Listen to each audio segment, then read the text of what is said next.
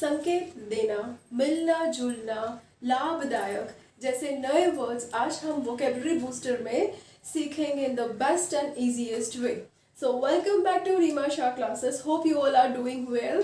So today our first word in the vocabulary booster session is allude.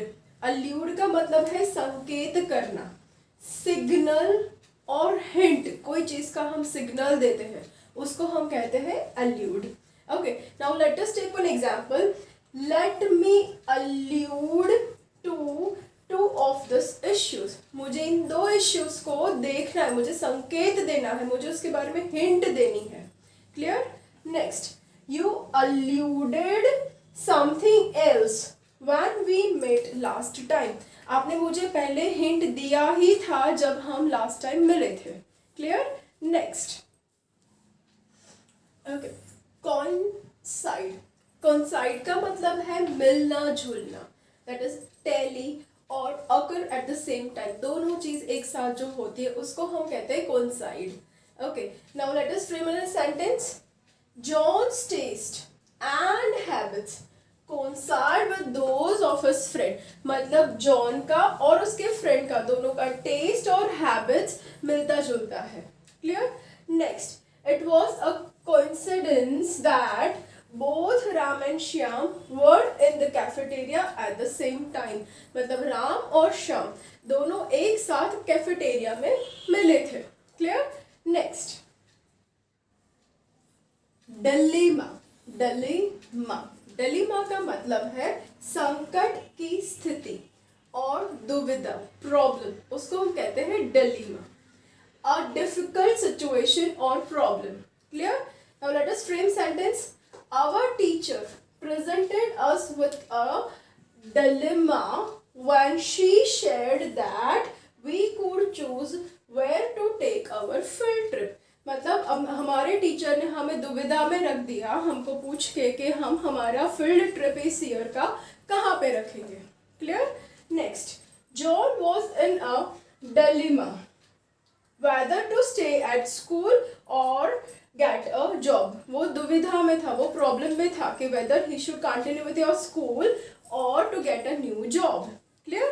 Next. Lucrative. Lucrative. Lucrative का मतलब है लाभदायक, धनदायक. Okay. जैसे fruitful, gainful, producing a great deal of profit, उसको हम कहते हैं lucrative. Clear? Now let us frame in a sentence.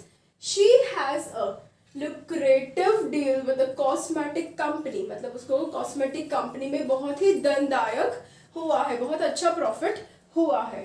Okay. Next. While John was not been profitable this year, it was quite lucrative last year. मतलब last year उसका बहुत ही लाभदायक था, इस साल उतना लाभदायक, इतना प्रॉफिटेबल नहीं है. क्लियर? नेक्स्ट. रेनफोर्स. रेनफोर्स. अब रेनफोर्स का मतलब है बल वृद्धि या सहायक सेना. ओके. एग्जाम्पल जैसे द प्रोसेस ऑफ एनकरेजिंग और एस्टेब्लिशिंग अ बिलीफ और पैटर्न ऑफ बिहेवियर.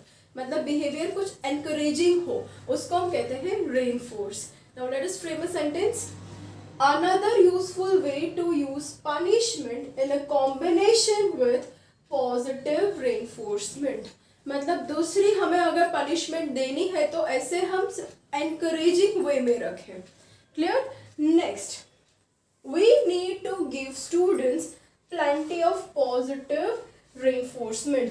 मतलब हमें स्टूडेंट्स को कुछ पनिशमेंट देना है तो ऐसा एनकरेजिंग दो जिससे कुछ यूजफुल हो, उनका बिहेवियर में अच्छा एनकरेजिंग बिहेवियर चेंज हो. क्लियर? नेक्स्ट.